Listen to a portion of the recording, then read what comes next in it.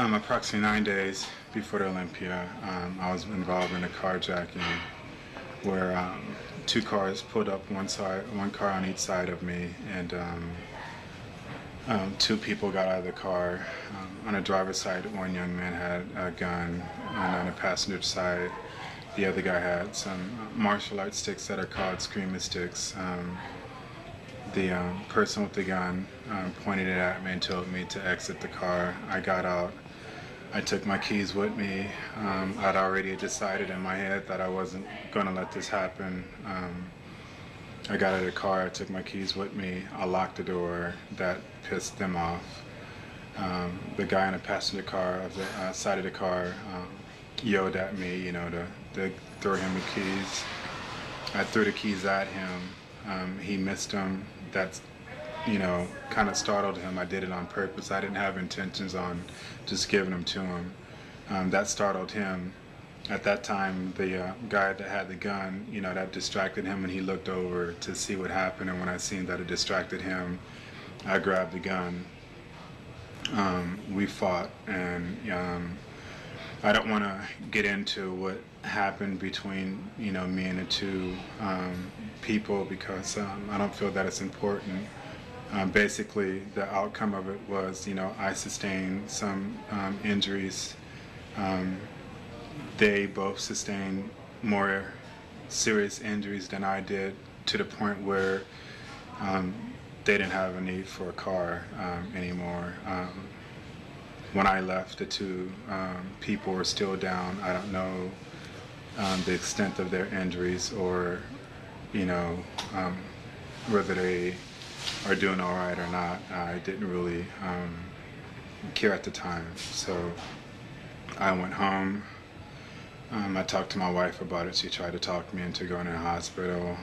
I refused to. I took some pain pills, and I pretty much passed out until the next afternoon, which makes it now Friday afternoon. Friday afternoon, she had to rush me to the hospital because I was in a lot of pain and I was swollen. I was in the hospital for a few hours. They treated me. There was a police report taken and everything. I left the hospital. I took the cast off that they had. And I made my decision that, you know, at that time I was 7 days away from the contest, and I wasn't going to give in to anything stopping me. So I increased the amount of Vicodin that they told me to take, which, you know, enabled me not to feel anything. I went to the gym Saturday just to see how I felt down here by my house where nobody knew me, and I did a couple hours of cardio and I felt okay. So Sunday I went into Venice and I trained with Charles Glass. Monday I trained again with Charles Glass, and I posed for Mitsuru in a magazine while I trained. But later that evening, I don't know, be it an adverse effect of the Vicodin or just whatever, for whatever reasons, later on that night my wife ended up having to rush me back to the hospital. And because of the seriousness of my condition, they ended up keeping me Monday night, Tuesday night, and Wednesday evening. And I convinced them Wednesday to allow me to go and address the IFBB, that I wouldn't be able to compete. And they did that under the agreement that I would return Thursday morning to complete my tests. Thursday I went back in. They kept me for a few hours. They ran more tests. I haven't got the result of those tests yet, and they released me. And I went to the show Friday, and I addressed the public Saturday night. And, you know, it was a bad decision on my part to try and mask what happened. You know, I regret that now. It was a bad decision to take on the two people. I should have just gave them the card, but of course, you know, hindsight is worth a million words, and I can't relive the situation or change it because of it. You know, I was forced not to be able to compete, and I guess probably because of me going back in the gym and acting like nothing happened. It caused speculations that, you know, the whole situation didn't happen. But basically the speculations are coming from people who don't really care for me or respect me anyway, which don't really bother me.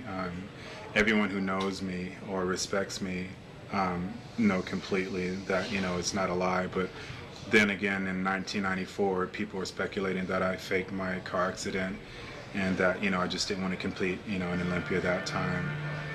And basically my comment to them is, you know, I don't really care. At first it bothered me that, you know, they didn't believe me, but, you know, they really should be more or less happy that I wasn't able to compete. I know they were speculating, saying that I wasn't in condition, and that's the reason why I withdraw. But once they buy the On the Road to the Video 1997, they'll witness how I looked that Monday, and they'll know that, you know, I was nowhere near out of shape and completely in command of striking range. And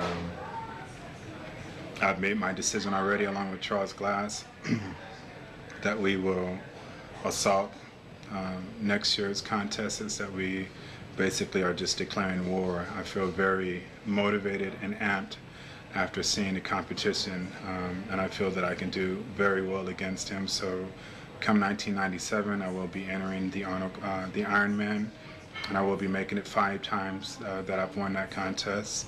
The next week I will be in the 1998 Arnold Classic, and I will make that the 2nd time that I've won that show.